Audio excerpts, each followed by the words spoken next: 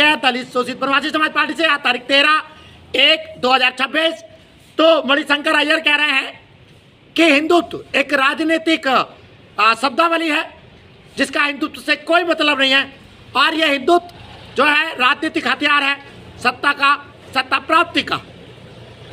पहली बात हम ये देखते हैं जो मणिशंकर अय्यर कह रहे हैं, पहले स्पष्ट करें कि ये हिंदुत्व राजनीतिक शब्दावली नहीं है, बल्कि मणिशंकर अय्यर का बयान जो है दुर्भावनापूर्ण है, सनातन धर्म संस्कृति को बदनाम करने का प्रयास है। चलिए हम हिंदुत्व का अर्थ देखें। बेसिक हिंदुत्व ऐसे ही एक विस्तृत शब्द है सनातन धर्म और संस्कृति को व्यक्त करने वाला, जैसे इस्लामी और क्रिश्चियनिटी। देखिए, हिंदुत्व से पहले हम इन दो शब्दों की भी व्याख्या करते हैं। अगर हम इस्लाम कहते हैं तो इस्लाम एक मजहब है, धर्म है, लेकिन जब हम इस्लामी कहते हैं तो इसका मतलब है इस्लाम की धर्म, संस्कृति, वास्तुकला, अध्यात्म सब उसमें शामिल है।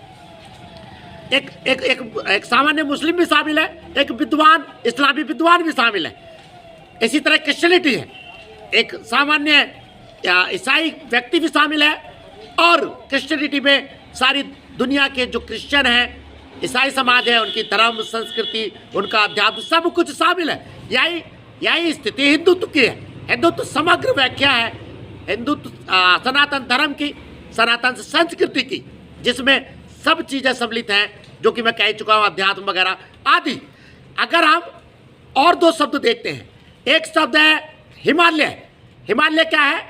हिमालय एक पर्वतमाला है, लेकिन अगर हम बात करें हिमालयन, तो हिमालयन का मतलब हुआ, हिमालयन एक विस्तृत शब्द है, अर्थात हिमालय में रहने वाले हर जीव जंतु, पेड़ पौधे, मनुष्य, नदी नाले, पहाड़ सब कुछ शामिल है। वो एक विस्तृत अर्थ है हिमालय का।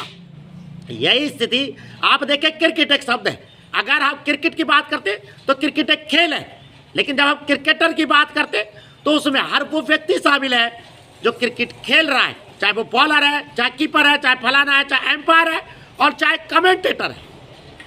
यानी आप क्लियर है, हिंदुत्व एक विस्तृत शब्दावली है, विस्तृत अर्थ है, जो ये एक जो है जिसको व्यापक अर्थ वाले शब्द होते हैं, जो किसी बहुत बड़े, जिसको हम कहते हैं हिंदी में, एक बहुत सारे शब्दों को मिलाकर एक शब्द आता है।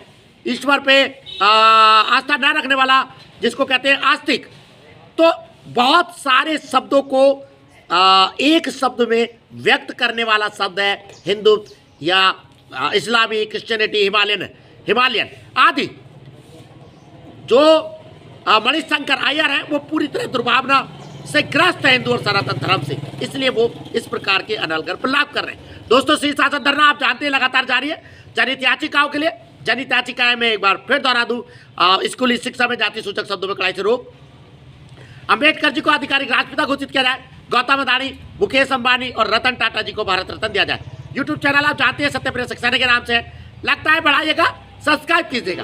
तो जरूरत जो है हिंदुत्व के सही अर्थों को समझने की है, और मणिशंकर अय्यर जैसे लोगों की दिमागी हालत की जांच करने की है। सनातन धर्म संस्कृति जो एक शब्द में हिंदुत्व में परिभाषित होती है, हमेशा सारी धरती को, सारी दुनिया को नई दिशा दिखाती रहेगी।